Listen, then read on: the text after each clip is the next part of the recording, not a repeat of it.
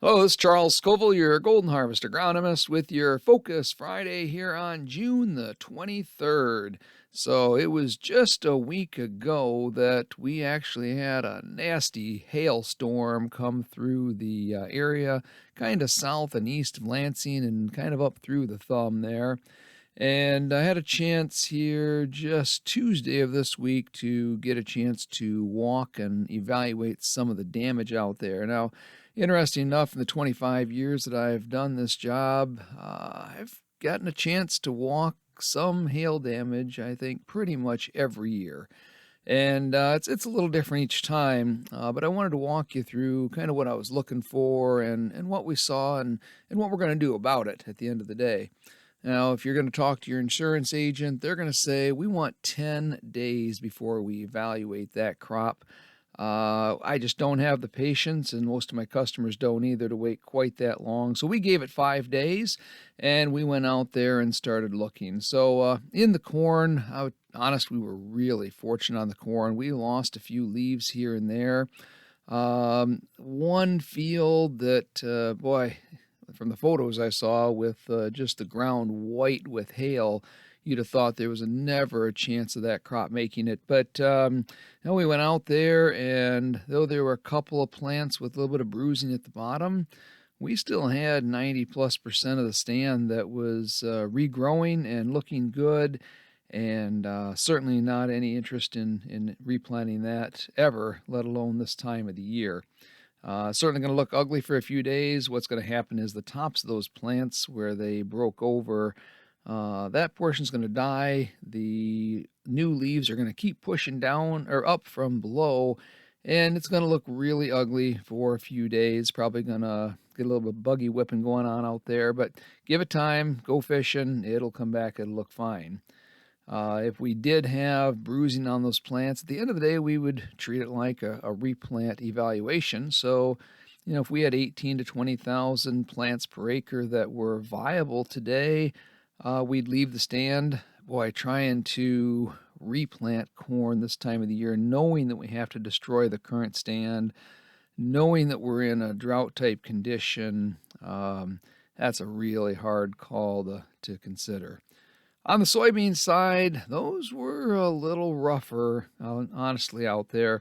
So when we're looking at those soybeans, we're looking for a couple things. One, of course, every node, every place a leaf comes out of that stem, has the potential of pushing out a new leaf and a new stem and a viable plant leaves, trifoliates. The challenge is you got to look at the stem below where those new leaves are growing. And if you've got a lot of bruising or some grayish type material where you've had some hailstorms hit those lower parts of those stems, sometimes those plants just don't know that they're dead. But again, we evaluate the stand like it would be a replant. And whether it's drilled beans, we throw the hula hoop out there, get down on our hands and knees, and we start evaluating and counting viable plants. And if we've got 70 to 80,000 plants per acre that are viable out there, that are putting on new growth and have stems that aren't bruised there, then we can go ahead and leave that stand. The beauty of soybeans, of course, is we can always go in and thicken that stand up, hit it on a little bit of an angle, but remember, you're going to destroy part of that stand going back in there. And with this late planting date, we're treating it more like double crop beans. So, we probably going to want a final stand pushing close to 200,000 plants per acre, including making up for those that we run over and those that just didn't make it through the hailstorm. So the best news is very little replant from this particular storm, but a great chance to evaluate that crop. The hardest part of all of this is no matter what we do, we've already lost some yield potential. Our goal on this, really, when I go out to these fields, is to make sure that we just don't make it worse. And we limit that amount of loss to what we're already at. Other things going on this week, lots of uneven crops. It is amazing to me when we went out there and you could walk down some rows and you would see corn that was shoot, 6, 8 inches tall, 5, 6 plants in a row, and then you'd get a dozen plants that were just emerging out of the soil surface, and then you get some tall ones again. It all depended on that planting depth. And if that corn was planted right on the edge of where that moisture was in the soil, some of them emerged, some of them didn't. The seed remained viable in the ground. And then here a week or two ago, we had a couple of tenths in some places, and that was enough to get that late seed to go ahead and germinate that hadn't germinated in the ground already. So those were starting to come. It's going to be a little bit of a mess out there for the corn, especially. We know that that delayed emergence on corn is going to cost us yield potential come harvest. But there's nothing we can do about it. You certainly can't go put more seed out there. It's extremely hard to destroy a stand when it's laying there in dry dirt, and it's going to come up anyway. So a lot of quandary this year in managing through that. On the soybeans, we're certainly a lot luckier with that. These late emerging soybeans that are finally maybe got some moisture a couple weeks ago and are starting to emerge now, those they'll fill in the holes. They are right now, and it certainly won't be ideal, but it is better than having blank spots out in those fields. Speaking of blank spots in fields, wow, the deer and woodchuck damage has been horrible this year. It's always out there, but in a year like this where the crop's been standing still waiting for moisture, it just can't seem to outgrow the damage out there.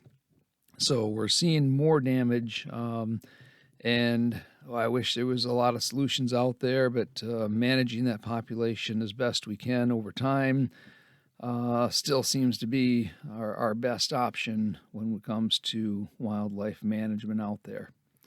Last thing I want to mention here today is put a little plug in there for our participation in the National Corn Growers Association, the Go for the Gold contest, and the Michigan Soybean High Yield contest for those folks out there. And you say, boy, why would I even consider entering a yield contest in a year where we're in drought and we don't have maybe the best looking crop?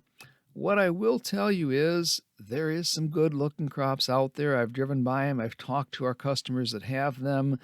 And in a year like this, there may not be that top end on there. So you might have an even better chance of earning some of those awards by entering the contest in a year like this. So the reason I bring it up now is we are really close to the deadline for when Golden Harvest will pay for your entries into that contest as well as your membership into both the National Corn Growers and the Michigan Soybean Association. So June the 30th, just around the corner, that is the deadline for National Corn Growers Yield Contest entries for us to pay those fees for you, as well as for the Golden Harvest Go for the Gold Soybean Yield Contest, where we enter our Gold Series soybeans.